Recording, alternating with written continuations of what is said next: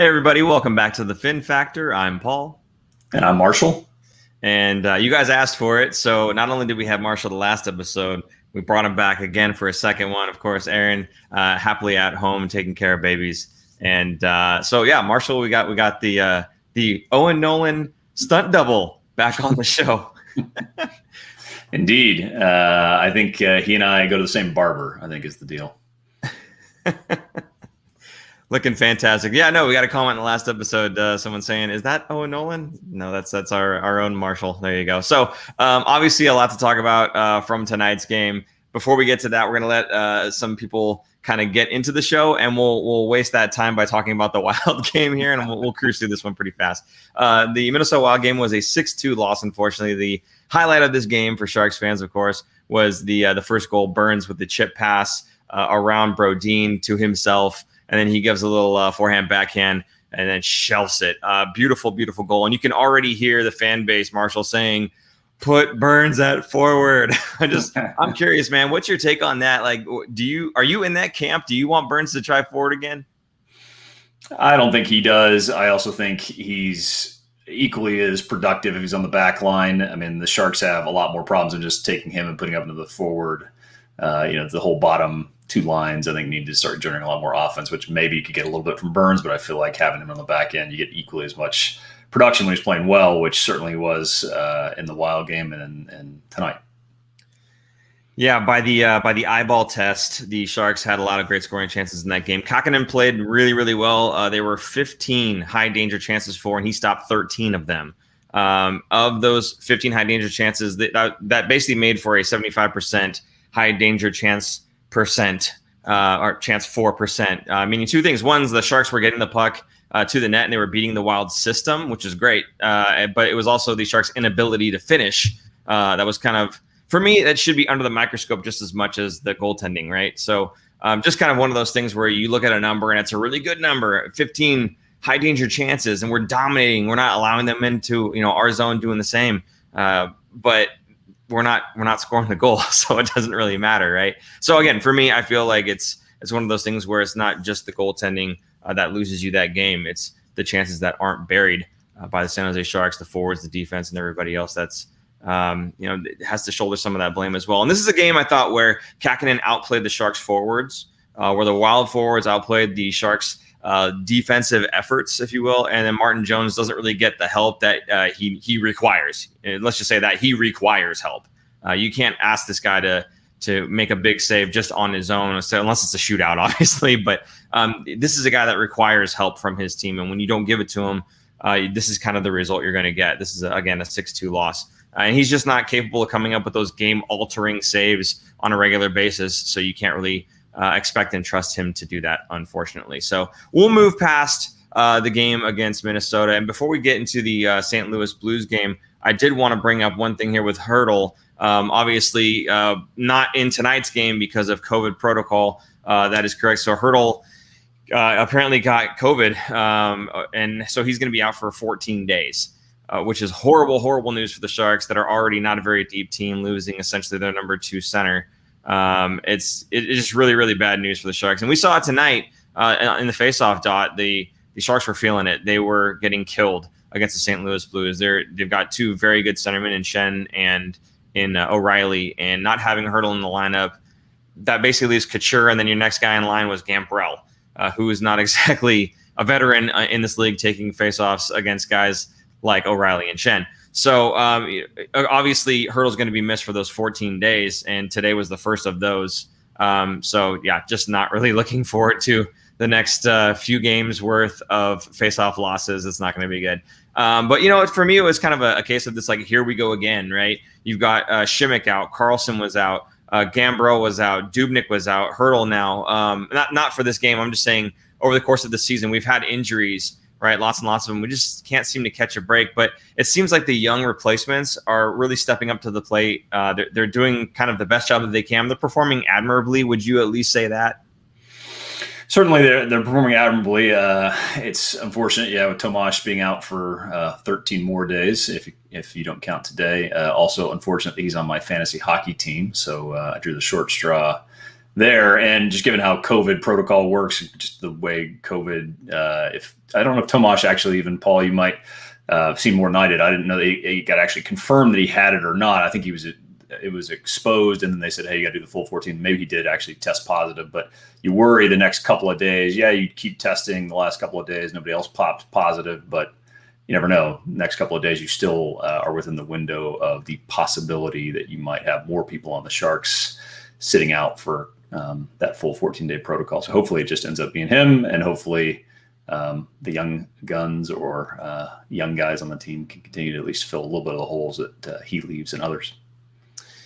Yeah, of course, they're just doing everything precautionary. So, again, that 14 days, keeping everybody else healthy. Now, the last that I've heard, no one else has tested positive on the Sharks roster. So, hopefully that bodes well for the future for the rest of the team. I would hate to have more guys sitting out, one, because I enjoy watching my team play, but also because we can't sustain more people being out of the roster right now than we're already out of it. And we've got some guys back, but to have another hit would just be as if this season isn't really going the way any of us want it to go anyway, right? It doesn't just be another punch to the gut. So one of the notes here for the game here that was tonight against St. Louis actually was a note that you put in there, and I didn't write it down. So I'm going to let you go ahead and take this all to yourself. The Heritage jerseys were on display tonight. Well, I was going to say, going back to the Cow Palace days, was it 92? I think I was at one or two of those games as a young kid. Kind of brought back some good memories. I actually thought the jerseys looked actually pretty good. I was these you could wear these in today's league. I feel like they have held up well. I don't know what you felt about it though, Paul. Yeah, no, I liked them. I liked them a lot. I think they looked really sharp. I wasn't a huge fan of the piping that goes around the bottom, right? Not necessarily for this jersey, but just in general, I don't really care for that look as much. But again, it being a throwback and it being reminiscent of those days in the Cow Palace, again where they had that design on there. I thought they did a really nice job, kind of just bringing the whole thing back. And of course, the shoulder patches. Aaron's a huge fan of the shoulder patches, the circle with the fin and the water and everything. So having all that kind of come back, I thought that was it was really cool to see. And yeah, it definitely brings back some really good memories from the early days where the Sharks were just absolutely terrible. And they're kind of carrying on that tradition this season for the most part. So why not wear them tonight, right? So there you go. Paul, did you get a chance? Sorry to cut you off. Did you get a chance to go to any of the Cow Palace games back in the day? Yeah, I certainly did. I can't say that I remember any of them like to a T because I was pretty young at that point in time. But I do remember going with my dad, him taking me, and I remember the smell. Of course, we've talked about this before on the show. When we were talking like some of our old time memories on the show, that kind of thing. So I remember Aaron had said that his dad would basically the smell of the arena of beers everywhere and whatnot. And he was obviously very young, but he wasn't drinking it. But that just that kind of whole atmosphere and like the guys in front that were booing the Sharks, and Aaron was too young, going, "Why would you boo your own team?" Welcome to fandom, I guess, right? So it definitely brings back kind of a lot of like the early years, like the Kelly Kissio and Jeff Friesen and all those younger guys, or not younger really, but I mean all those guys that were from the original rosters and whatnot. Haywood and just all those guys. It was really nice to see that because it kind of brings back all those memories. At least for me, that's kind of what it did. It seems like it did the same for you. That kind of nostalgia. For sure. And a fun fact for me, later in life, I picked up playing hockey as an adult, and the league I played in. For the one season, there was the ECHL San Francisco Bulls that played back at the Cow Palace. What was that, 7-8 years ago? We got to play on that ice a couple of times with the big scoreboard over the head and everything else. And we had about the same number of fans the Sharks had in a couple of early games, like 3 people cheering us on in the Cow Palace. So I got to get the maybe a little bit more of what the original experience would have been like. Yeah, very good. Okay, so St. Louis Blues game tonight.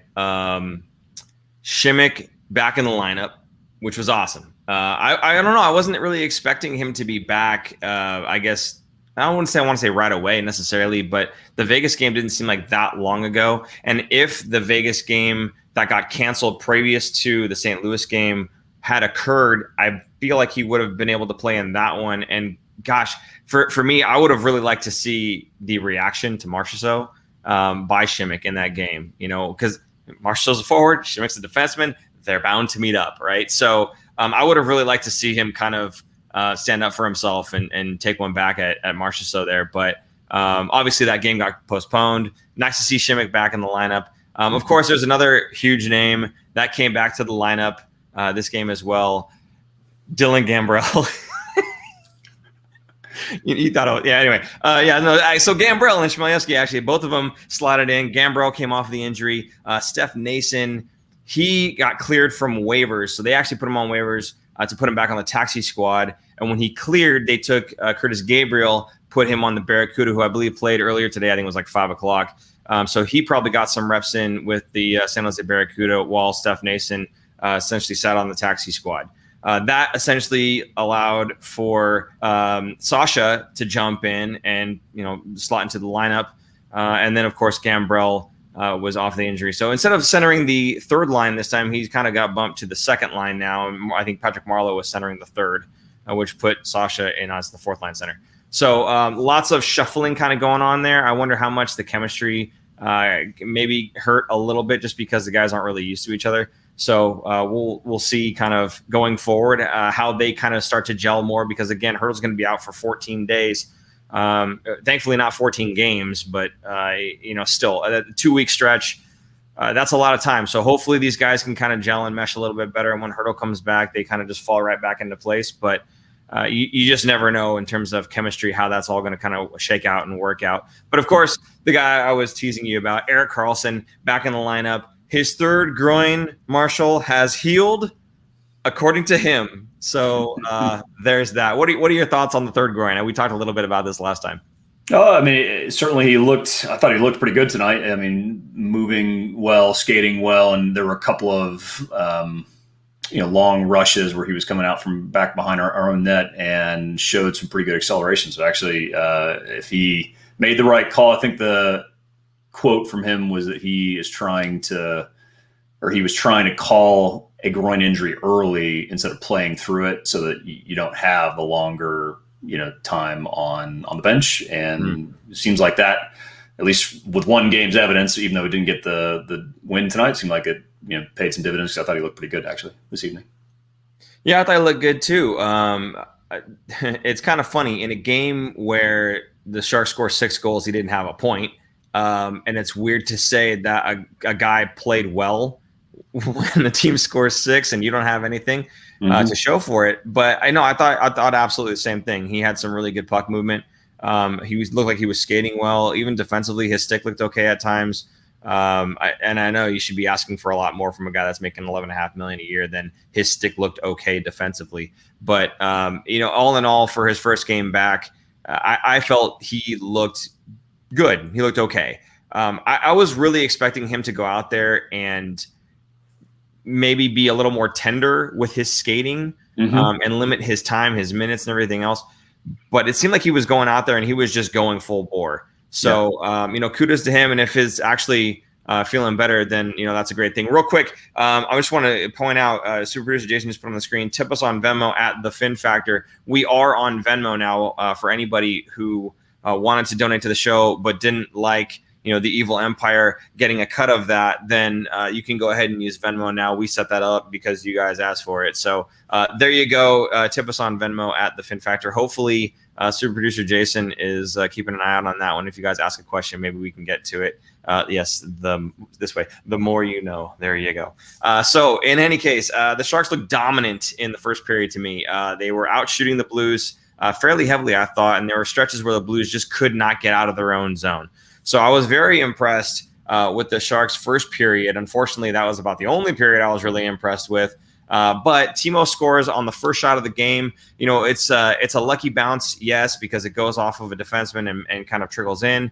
At the same time, that play was created by really good pressure by Balcers. And he helps turn the puck over, and Timo gets the puck and doesn't think about it. He just fires the puck on net, something he does later on in the game as well. And it results in a goal. Now, yes, is it a lucky bounce? Absolutely. It totally was a lucky bounce. But that play doesn't get generated without the hard work, without the hustle. And that luck comes from that hustle, right? So good to see the guys doing the right things to get the puck turned over, to pressure the defense. I've talked about this even when we were in the, I think it was Colorado. We were playing against Colorado in playoff series. I think it was 2 years ago, where you all saying you have to pressure. You got to get on top of these young defensemen and make them turn the puck over. And even in the regular season game that we played against Colorado, I was saying the same thing, pressure those defensemen. It seemed like tonight there were times where they were pressuring really hard, especially in that first period, and the Blues just could not get out of their own zone.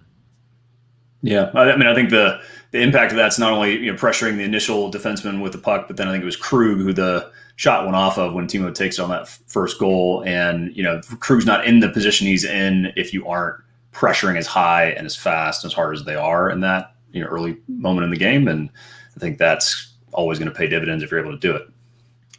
Excellent point. I love that. So from there, it kind of starts ping-ponging, right? So Scandella with a point shot makes it 1-1. Kane makes it 2-1 with a power play goal.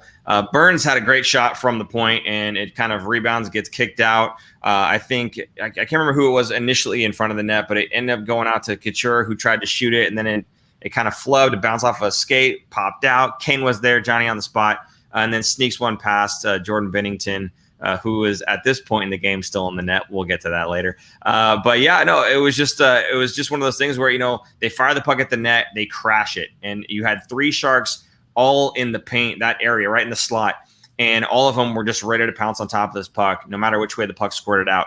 And it came out to Kane, and he fired it home. Good on him. From there, again, things just continue to unravel, right? So Sammy Blais scores on a defensive turnover. It's unfortunate, and there was really no chance for Dubnyk on this one, a 2-2 game. And then right after that, Timo snipes one past Binnington, makes it 3-2, that being his second of the night, and Gambrell completely blinded Binnington on this goal. This is one where, again, Timo grabs the puck and skates in. He drives, right? He goes towards the net, whereas before I've been critical of Timo kind of taking the puck and skirting around the outsides.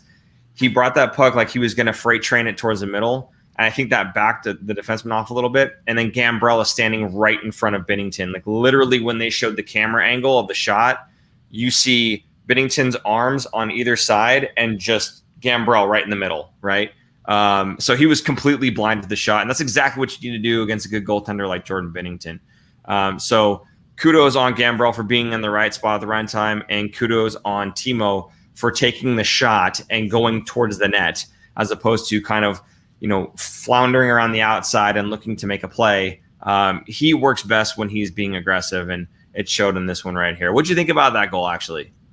It's a sweet shot. Obviously, Binnington not being able to see it makes you look a lot better than it might have been if he had full visibility coming in. I mean, I think, ironically, given the score tonight, I thought actually some of the Sharks looked as good as they had all season. Timo being one of the players who actually looked pretty good as wheels going, was sort of driving hard, more power forward-esque, and looking to put the puck on the net pretty quickly every time he had the puck in the O zone. And I was hoping he would have gotten the Hattie, him and Kane at some point. Yeah, so both Timo and Kane ended up with 2 goals over the course of this game. In fact, so right after that goal by Timo, again, Shen scores immediately after, making it 3-3. And then Kane comes back again, making it 4-3 with the second of the night. So both Timo and Kane at this point in the game have 2 goals apiece. Nobody else has done really much of anything else except for, again, good skating, good pressure and whatnot. But in terms of goals on the board, all 4 of them are split between 2 players. So you'd like to see that kind of get mixed up just a little bit more. But again, good to see Kane and especially Timo kind of getting off, I don't want to say off the schneid necessarily, but he hasn't looked very good all season, and I've certainly been critical of him. So good to see him kind of put a couple goals up in a game that was, a barn burner, really. I mean, it was so much scoring. I couldn't even keep up. I was trying to tweet, and it was just like the next goal happened. Okay, fine, forget it. So again, we've got, Kane gets it 4-3. He wins the puck with a defensive zone turnover and with hustle. We talked about this last episode, right? Where the legs, get those legs moving, get them churning and burning, right? So that's how Kane ends up taking this puck, is he kind of sticks with it and right around the blue line there, gets the puck out, neutral zone, squirts out a little bit, and he starts moving those legs, and he's chugging. And he ends up going one-on-one with a defender, and he just absolutely snipes this thing past Binnington. Now, I'm not sure if there was a bit of a screen whoever the defender was, but that was a very savable puck, and Binnington just was not ready for it, I guess, is the only way I can think about it, is he just wasn't ready, because I can't imagine that the defender was that much in his eyes that he just couldn't see the shot. So that is the shot that puts Husso in net. And we get this great exchange between Binnington and 3 San Jose Sharks. So you get, I'm not sure exactly what was said or how it happened, how it started, but you've got as far back as Binnington skating towards his bench, curling back towards the Sharks bench, bumping into Šimek and shoving him. I don't know if Šimek said anything, but Šimek doesn't seem like the type that would kind of smack talk, especially to the opposing team's goalie during like a break. You know, I don't see Šimek as that kind of guy. So I'm really curious what was going on there to kind of start that off. But anyway, Šimek gets shoved by Binnington. Binnington turns and skates like he's going to be skating off the ice. And he passes up Erik Karlsson. On the way past Erik Karlsson, he gives them the blocker shove to the face, but it never connected. He just kind of like flinched him, you know, just to see if Karlsson would just kind of, you know, duck or whatever. And Karlsson did. Of course, there's a, you know, I mean, those blockers are rough, dude. If you've ever been hit by a blocker, that is not fun. So when Binnington goes like this, you know, of course, Karlsson flinches. So I think Binnington looks back at him as he's skating away and has, you know, something to say about it. And then here comes 6'6", 6'7" Devan Dubnyk saying, "Why don't you try that on me?" And I thought we were going to see the goalie fight, man. I was really excited. I thought they're going to drop the gloves and have a go. You know, did you think that was going to happen? What did you think of the whole situation? I mean, goalie Donnybrook, I'll take that any day of the week. I think on the live feed from the TV, you only saw the goalie part at the end. I was like, how did they even come together? It was kind of, I had to go back and look at the replay, and you played it back well, Paul. I think, I don't know if Binnington was trying to spark the team. Maybe he's still a relatively young kid and annoyed he's getting yanked or something, but maybe he was just trying to get his team going, because that seems like a pretty bizarre thing for most goalies to do. Not to mention, it didn't seem that chippy of a contest so far, other than the goalies getting shelled. There wasn't a lot of stuff going around that was too physical, and then it kind of got a little bit more chippy from there. But sort of a bizarre way to exit the building. Yeah, absolutely. But a fun way to exit the building if you're a Sharks fan. I mean, if you're going to exit the building, you might as well get your money's worth if you're Binnington. So I appreciate that. Absolutely. Yeah, no, and I saw on Twitter a Blues fan was actually kind of bragging about it. He was saying, it was some GIF, I can't remember what it's from, what the reference is, but he was like, Binnington leaving tonight like this, and it was this guy that was just walking up to people and just like slap, and he turned and walked to somebody else, slap, and just like, yeah, that's hilarious. But at the same time, man, did we get to that goaltender? This is a guy who's supposed to have ice in his veins, right? You know, the famous line when he was talking to the reporter, and the reporter was like, "Hey, are you nervous?" And he's like, "Do I look nervous?" Well, there you go, you know. And it's like, well, tonight, buddy, you seem to lose that cool. I don't know if this is a normal thing, because I don't watch St. Louis all the time, but holy smokes, man, for him to kind of go off and try to hit 3 different Sharks on the way off the ice, they must have really got under his skin. So basically, the refs step in before Dubnyk can murder Binnington, right? So good on the refs for saving the bloodshed there. But this is for me. This is one where I hear Coach Bob Bugner like weeks ago saying, or a week ago, whenever it was that Šimek got hurt, you know, we got to stand up for each other.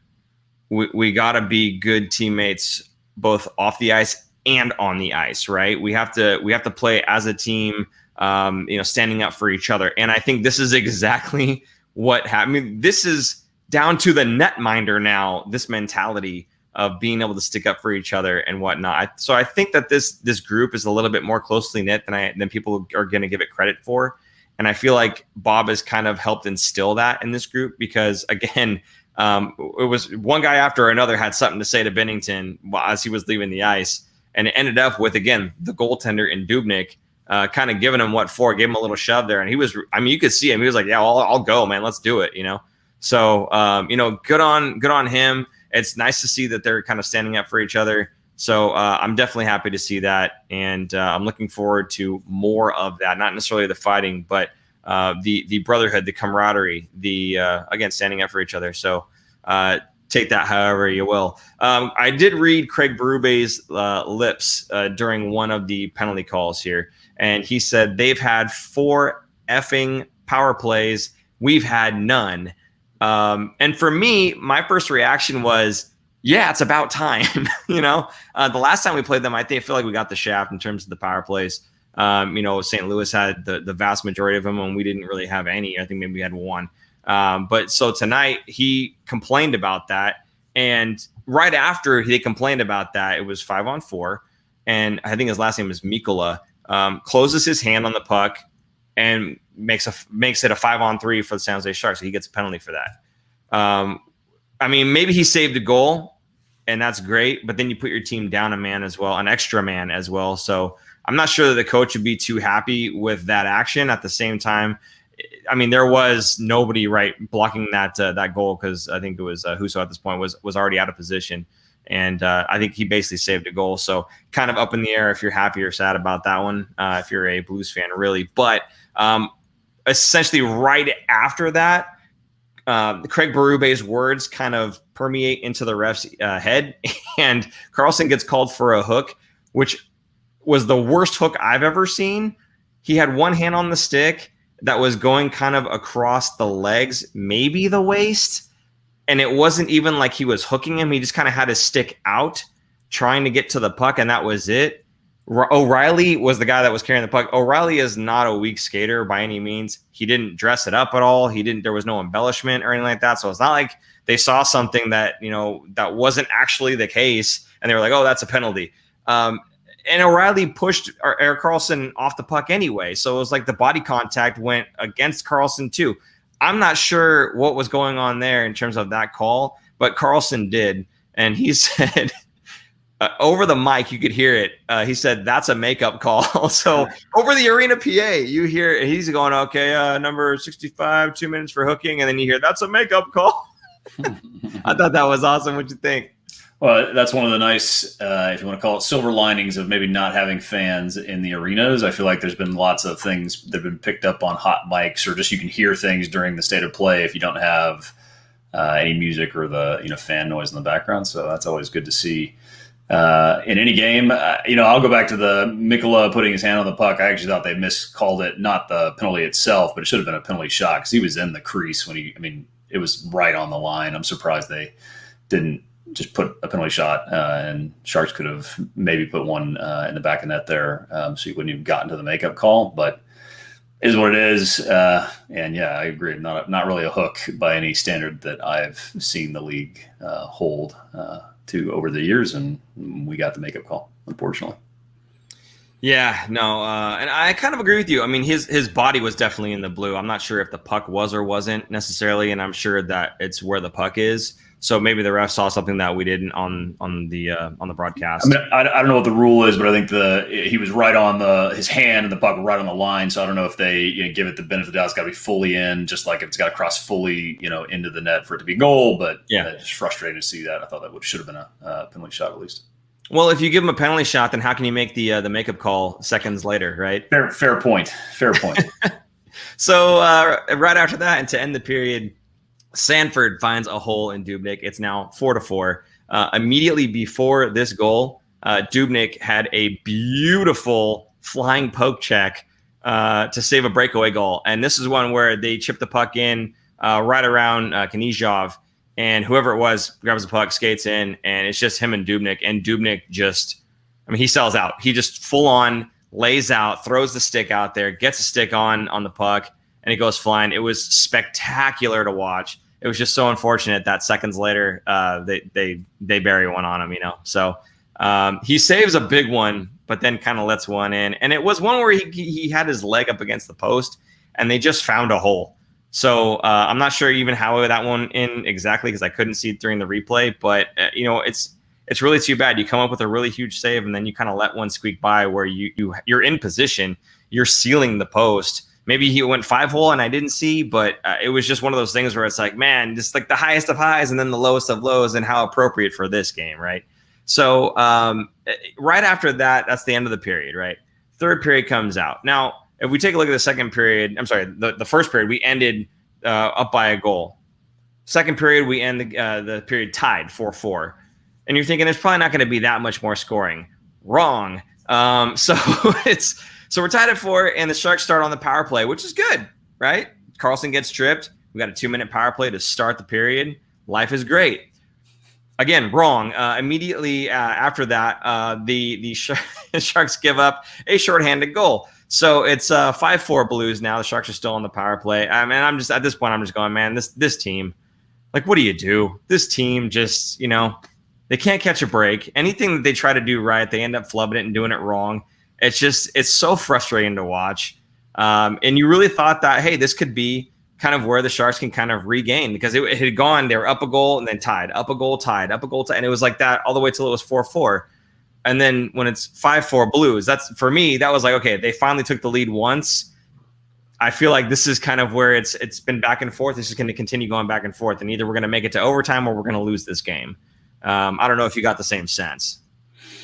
Yeah, I mean, it was sort of an entertaining game regardless. I thought the Sharks just, take it in the first 2 periods or even the whole thing. I thought they kind of had the better balance of play in general. And I don't know that St. Louis was necessarily creating as much on their own as opposed to the Sharks.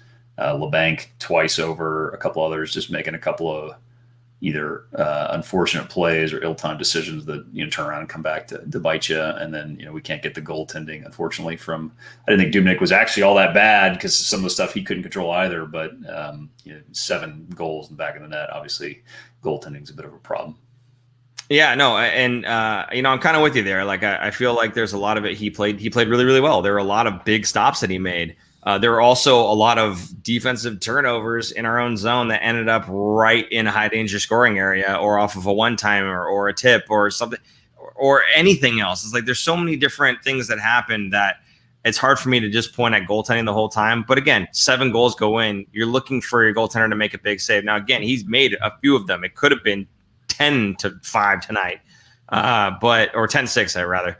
But, God, 7 go in, guys. Either there's a humongous problem with the defense, or the goaltending is just horrible, or it's a combination of the both happening like more often than you'd like to see. But at some point, man, there's got to be an end to this, So you would like to see some improvement. And it just seems like when one is doing well, goaltending, the other defense, team defense, is not doing well. When one is doing well, team defense, the goaltending is not doing well, right? So it's just there's no magical like convergence of them playing well at the same time. Either they're both bad or one's bad and it's causing us the game, which is just really unfortunate. But after the shorthanded goal, the Sharks finished the power play, and like seconds after the power play expires, Kevin LeBanc takes a hit to make a play, gets the puck moving on the boards. 2 Blues players go converge on him, and the puck kind of squirts out. So Timo picks up the puck, moves it down low to Leonard, and as Leonard's got the puck behind the net, LeBanc gets freed up off the board, skates right into that crease area, and gets a nice one-timer off, scores a goal. So now it's 5-5. Shortly after that, oh my goodness, all you're going to hear is me saying shortly after that because it's just everything happened in such rapid succession. There's another defensive zone turnover and shot, rebound, score, 6-5 Blues. And it's like, how's your heart rate, Sharks territory, right? So it was just one of those games where it's fun to watch, but I can't take this anymore, Marshall. Yeah, frustrating. LeBanc getting the goal right beforehand, and then I think that same sequence, he was back on the ice, and you and I have not talked about LeBanc a lot in my short couple of episodes on the Fin Factor, but I'm not a big fan of his mainly mental game. I don't think he thinks the game very well. He's got a great shot and a couple of things that are good skill sets, but tonight was a classic example of, he put one in the back of the net, but actually 2 of the goals and the one you're talking about, he was on the boards, puts it right in the middle of the in the defensive end, puts it right up the middle, and then that turns over, and then bang bang, and it's in the back of the net for us. So just sort of bonehead plays as opposed to putting it up the boards, and I think we see too many times that happens with particularly LeBanc and some other of the more junior folks on the Sharks. Yeah, fair enough. Definitely LeBanc, more the offensively minded, and certainly could work on his 2-way game.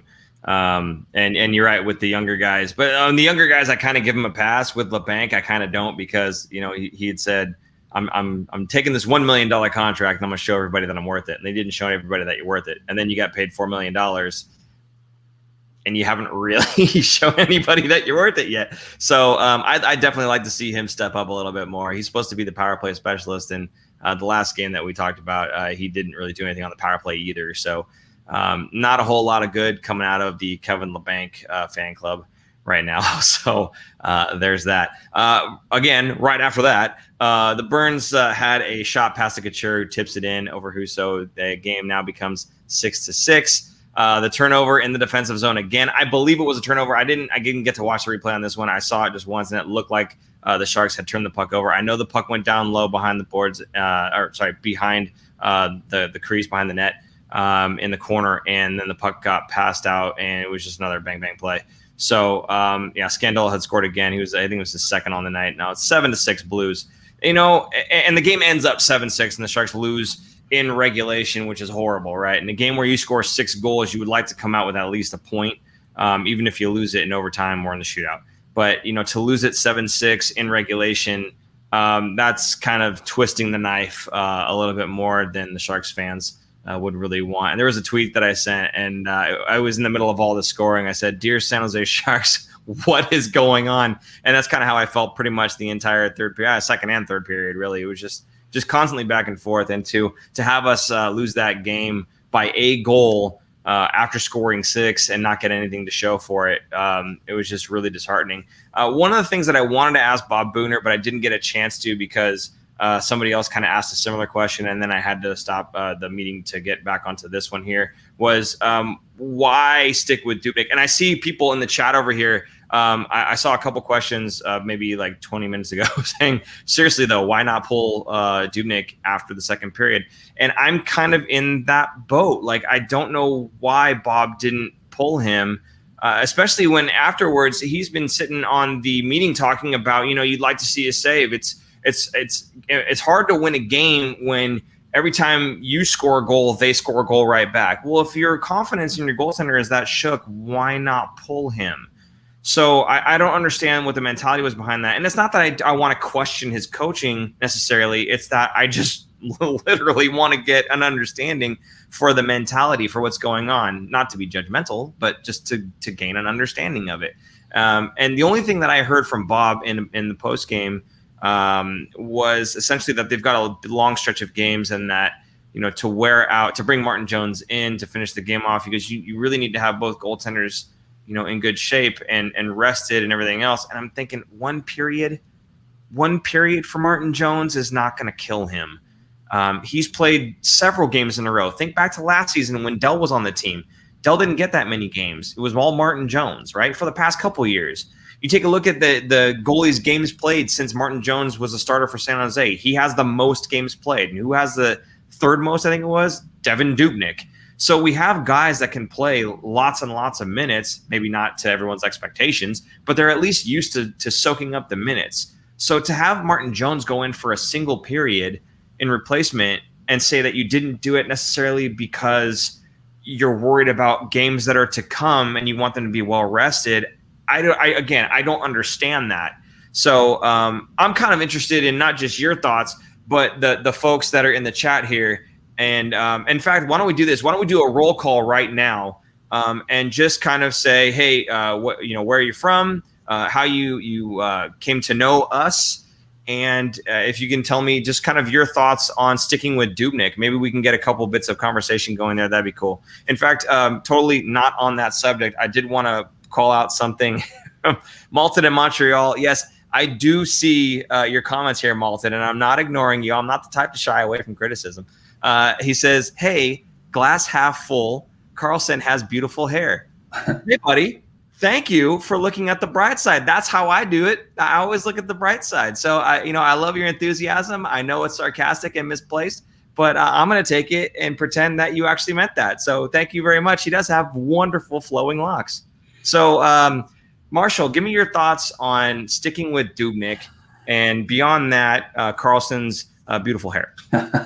Well, I'm not sure Budner would say it out loud, even if he was thinking it. Could be the schedule, and that's probably a valid reason to a degree. I imagine it's also him thinking that I'm not sure you're going to get much different results from putting Jones in there after Dubnyk has given up, was it 4 before you get into the third? I think it was going to be a little bit more of the same. So if you want to stick with the one you got and make it clean and let him go the whole way. At the same time, also I didn't think the Dubnyk gave up a bunch of. There's a couple I'm sure he could have gotten back. I didn't think he gave up too many that were, or that anything I can think of that would have been easily saved. I mean, most stuff that looked like it could have been easy save was usually a deflection after they did the replay.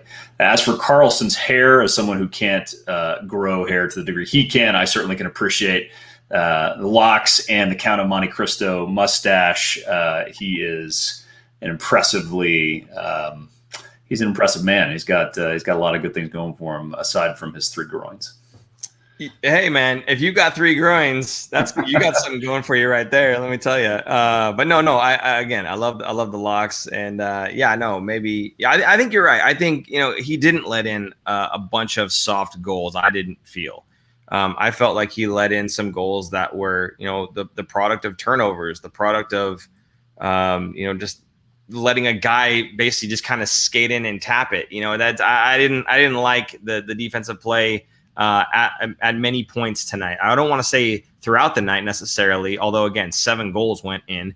But I think there were high points all throughout the game for both the goaltending and for the defense, and of course for the offense. Yeah. The problem is that it's only at points. It's not a consistent level of play. And consistency, I kind of hate this because everyone always talks about, they're not consistent. Well, that's the goal. The whole goal is to be consistent, right? If you can be an elite player consistently, then you are an elite player in the NHL. You might be an elite player in any other league, but you're not going to be consistent at the NHL level, and therefore you're kind of like that middling prospect type guy. I mean, you're not going to be a guy that people look at and go, wow, he's amazing. You look at Alex Ovechkin, people would say he's a consistent goal scorer. Lies. The guy scores hat tricks all the time, and he scores 50 goals. If you just do the math, he scores a hat trick in a couple games. That means he goes for a long stretch and doesn't score a single goal, right? Because he only scores 50. If there's 82 games in a season, and if he's got 3 hat tricks, 4 hat tricks in a season, that's a lot of games where he hasn't scored a goal. So in terms of consistency, nobody's really that consistent. So I kind of hate using that word because you can point to anybody in the NHL over a stretch of time and say, look, they weren't consistent here. And of course, the media folks love to do that. You look at Kurz and Sheng Peng and all those other guys, right? They'll give you the Sharks have been like 1 for 11 in their last 12 games or whatever it is. It's like, well, that definitely means that they were 2 for 11 in the last 13 because you're omitting the 1 win that would make that look better. So they're always trying to pull little things like that on you. But in terms of, again, consistency, I hate to use that word and judge people on it because everybody's inconsistent to some degree. It's just how often are you inconsistent that kind of sets you apart from everybody else, I guess. I wanted to bring up a couple quotes that I heard during the game, both on the broadcast, on Twitter, social media, and then even our own Super Key Grip Joe that had something to say in our Slack channel there. So Randy during the broadcast says, "Who says you need to make the nets bigger?" I thought that was hilarious. And then Joe chimed in. Maybe Joe wasn't watching the game, was only seeing the score updates. But he said, so like there are goalies in this game, right? Which was great. And then Kurz had the tweet of the night. This game deserves some overtime, or it deserves to be fired into the sun. Maybe both. I thought those are great quotes. I just wanted to bring them up. Let's see. Anything in the chat here that you saw, Marshall, that somebody was talking about Dubnyk here?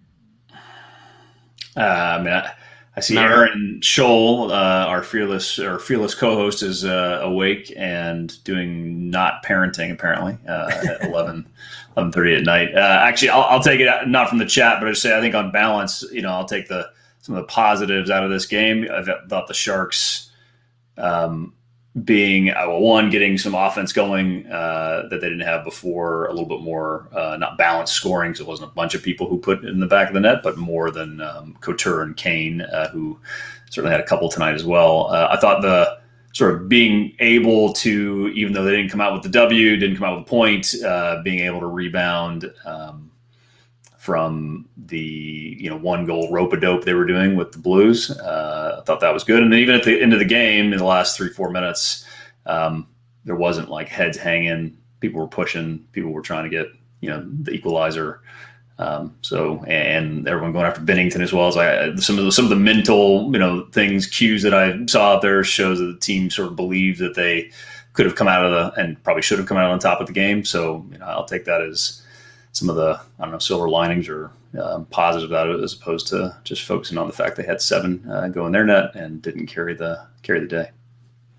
Taking a page out of Malton and Montreal's playbook and looking at the brighter side of things, Marshall, I love where your head's at, buddy. Sonic Tonic from downtown San Jose says, I forget it's been a while in terms of when he found us. And that just kind of shows that we've got some longstanding fans. If you can't remember, and we've just always been here for you. And we'll always be here for you, Sonic. Okay, buddy? And Jones should have gone in. That's what he thinks. Then we've got Beaver versus Sean. Okay. Downtown San Jose, been watching Fin Factor for a while. Dubnyk made some great saves, but I agree with putting Jones in for the third. Fresh legs versus fresh legs on G, meaning goaltending. Yeah, I think that would have been interesting, having fresh legs on both, because both of them were seeing quite a few pucks, and the Sharks were out shooting the Blues by a pretty good margin in the first period. And that probably wore Bennington down just a little bit. And I think maybe just the mental side of it, where the Sharks were getting some goals that he couldn't stop just because, again, Gambrell was in the way. That Kane shot, I'm not sure if there was a screen on that one or not, but that would frustrate anyone if you're a goaltender. And if you do see that shot and it goes in on you, I think you'd be pretty upset. And then we've got Mr. Sandpaper. He says, Dubnyk isn't impressive as I had hoped. Okay. Do you think the Sharks will protect Jones or Dubnyk during the Seattle expansion? Well, Mr. Sandpaper, they don't have to protect Dubnyk because he's a UFA after this season. So they would only need to protect Martin Jones. And that's it, actually. So, in terms of, there you go. Aaron says Dubnyk is UFA after the season. So Aaron's on top of things. And then, of course, I got to go back to our buddy from Ottawa, Malted in Montreal, who's very confused, by the way. Malted in Montreal, but he's an Ottawa fan, and he's on a Sharks stream. I don't understand you, but I love you, my friend. He says he's a Sens fan, and he's just here to show his gratitude for rebuilding his team in one trade. Love you, Sharks. Hey, man, we love you too. Okay, so I think maybe enough of those. Balsers did good tonight. Aaron, thank you for chiming in on offense. Yes, he did pretty good on offense. Again, I see these younger guys, and I think, Marshall had said it too. You saw them constantly working, constantly pushing. There was no give up in this game. They were always chugging away at that puck, and I love seeing that. I guess maybe because the game was always within one goal or tied, right? One way or the other. So it was always within reach. It was not like they would, down 6-2, like they were against, or 5-2, I guess, against the Wild, and just kind of like threw it out and said, okay, well, whatever, we'll just throw this game away, no big deal. No, it was always within a goal or tied. So, they maybe that helped in terms of the effort level, but I think you're absolutely right. The effort level was there for a lot of guys. Maybe, Balser's trying too hard in the defensive zone and not doing well. We heard Bernsey talk about that in a post game, saying, we're always out there trying. We take our jobs very seriously, and we have a lot of pride in our job. And he did say job. This is their job, right? It's not just them playing a game. It's what they do for work. So, to see them going out there and always working hard, he said sometimes it may look like we're, taking the night off, but in those instances, usually we're trying even harder, but we're just making mistakes because we're trying harder. I don't know. And then Sonic Tonic coming up with the eye roll. I think that might have been for the Malton in Montreal. Hey, man, we're just friendly with everybody. That's how it is. So you should know that already. Okay, so Sharks, again, do lose in regulation after scoring 6 goals tonight. The Blues dominated in the faceoff dots. Hurdle absolutely missed there. We talked about that a little bit already. So that's kind of the whole wrap on this 2 games this week. It should have been 3. But we'll take what we can get. And I'm trying to remember now when the next set of games is. We got 2 more games that are coming up. I think these are actually back to back against the same opponent now. I believe it's Colorado. Is it Colorado, Marshall? Do you know? Good question. I think it is Colorado. At least one of the next 2. I don't know what the next one is exactly. Okay. Yeah, I think it was Colorado and then maybe Vegas. I could be wrong. But yeah, so whatever it is, of course, if you're not subscribed to this channel, please go ahead and do so. I'm sure Super Producer Jason will put this banner up as if I meant to do it right down here, right now, anytime now. now. There it is. So there's a schedule. Thank you, Super Producer Jason. Yes, we play against Colorado twice, Monday, Wednesday. So if we're following the same cadence, we will do a show on Wednesday, and then Friday, Saturday, we'll do a show on Saturday. So we're doing a show after every kind of 2-game series. The next week, we'll just do another one on Saturday because it's just a lone Blues game there. But basically what you're seeing is after every second game of a mini series, we'll be back on. So again, go ahead, subscribe to us. We don't hit you with a bunch of garbage. We only send the notifications out when we're doing something, like we have a live show or we have a video that we're putting out, which actually we haven't really put out any videos. We've just been doing live shows the whole time, which is fine with me. But gives us the opportunity to talk to you guys and for Malted to come and clown a little bit, which is fine too. So please, again, if you are not subscribed, do that. Hit that notification bell so that when we do go live, you guys will know about it. And I think more importantly than hitting the like button, please share us with your friends. If you've got Sharks fans that are like-minded like you and would enjoy content like this, have them come in and be part of the conversation and spark that with us. We love talking with you guys, and I'm sure we'll love talking with your friends as well. So again, more than anything else, the subscription is awesome, but share us, get us out there, help us promote our name a little bit, and just basically help get the word out that we're still here. So we would appreciate that. And if you are interested in supporting the show, of course, you can visit thefinfactor.com where we have hats, shirts, stickers. Super Producer Jason is currently looking at possibly getting some other merch in there. So if you are keeping a keen eye on that, maybe you'll see some new stuff hit the store sometime. I don't know when, but sometime. In any case, there you go. Buy merch at thefinfactor.com. Very cool. You guys are great. I'm going to sub. Thank you, Aaron Sholl, who's co-host of the show. Why aren't you subbed already? Patrick, don't laugh. Don't pump Sonic. Don't laugh. Don't pump him up. He will his head will be this big. It'll be off screen when he comes back on the show in a month or 5. I think he's enjoying being a dad too much. But hey, we love having Marshall on the show. Again, the stunt double for Owen Nolan. You guys asked for him. You guys got him. What's the blue wrench for? Oh, he's a mod. That's what the blue wrench is.